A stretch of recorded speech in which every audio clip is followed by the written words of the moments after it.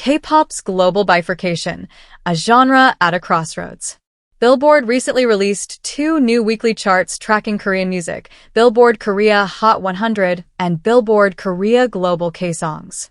While the Hot 100 ranks songs based on streaming and sales numbers within South Korea, the Global K-Songs chart focuses on global popularity, ranking the top songs either by Korean artists or in the Korean language based on streaming and sales activity from over 200 territories around the world, including South Korea.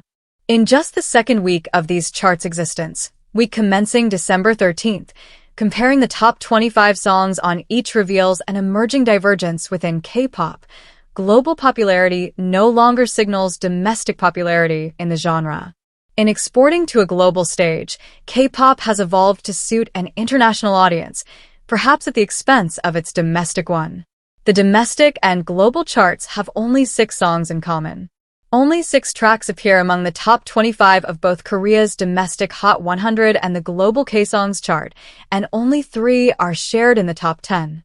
Unsurprisingly, Golden from Netflix's smash hit K-pop Demon Hunters is among the crossover successes.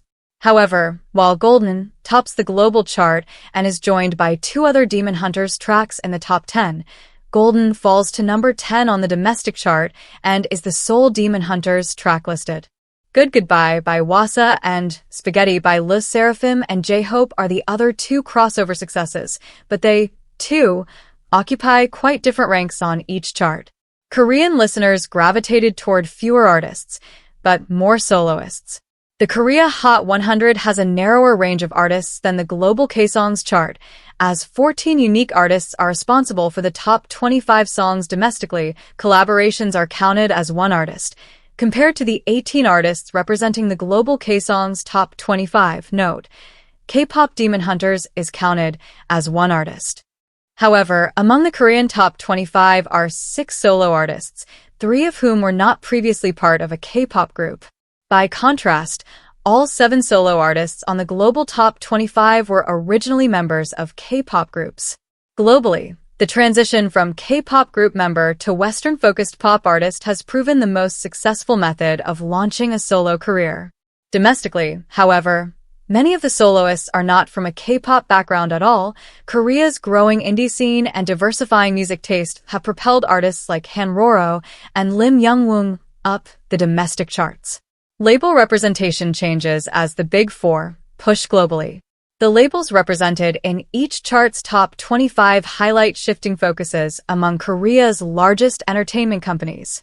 While the global chart is dominated by Western major labels and 3 of Korea's Big Four entertainment companies, HYBE, JYP Entertainment, YG Entertainment, a long tail of Korean labels rule the domestic chart. Meanwhile, the Big Four represent less than a quarter of its top 25 songs. It is no secret that companies like HYBE are prioritizing global export, not just of the K-pop genre, but of the K-pop methodology, with new initiatives for artists based in Africa and Latin America. However, this has left a vacuum in the domestic market that small and mid-tier Korean labels are rushing to fill. Global K-pop often means English K-pop. The main language represented among the Korea Hot 100 top 10 is, understandably, Korean. While 4 songs mix Korean and English, and Golden is primarily sung in English, 5 of the top 10 songs are Korean language releases. By contrast, only 1 song on the global K-Songs chart, Good Goodbye, is primarily sung in Korean. The other 9 entries are at least half in English, with English being the primary language for 8. This follows the growing trend of non-Korean language K-pop songs as artists adapt to better connect with international audiences. This strategy is not new, as K-pop artists have long recorded songs in Japanese and Chinese to appeal to those markets, but it has rarely been done with this much volume and frequency. The push for more English K-pop releases has proven successful in the US, as 3 K-pop acts were nominated for major Grammy Award categories, including Best New Artist, Song of the Year, and Record of the Year, all performing in English. The bifurcation of K-pop. Groups like HYBE's first US-based girl group Cat's, who have 2 songs in global K-Songs top 25, prove that exporting the K-pop framework to the global market can be successful. K-pop Demon Hunters is another example of the global K-pop strategy at work.